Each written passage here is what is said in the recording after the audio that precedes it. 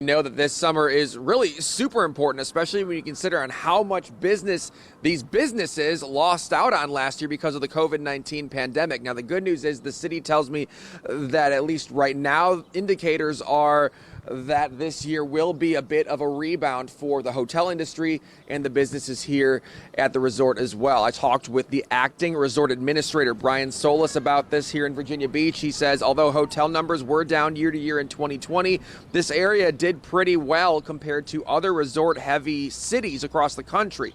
But the goal is always year-to-year growth, and that obviously didn't happen in 2020. As I mentioned, the numbers are improving, Solis says, pointing to the week of the Shamrock Marathon when higher-end hotels were up over 150% from 2020. And he says, on the whole, hotels are about double what they were this time last year.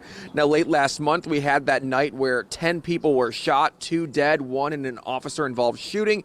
Solis tells me the city responded to that incident, quickly putting its Beach Ambassador program into place to clean up this area and just make sure that interactions are positive. Resort Ambassador program, it was not, it kicked off, a week after that. And I believe having that program in place from 5 a.m., starting with primarily cleaning through 11 p.m. on Friday and Saturdays, keep that positive vibe going for everybody that's out to have a good time. That, along with the entertainment program, we do believe will make a difference.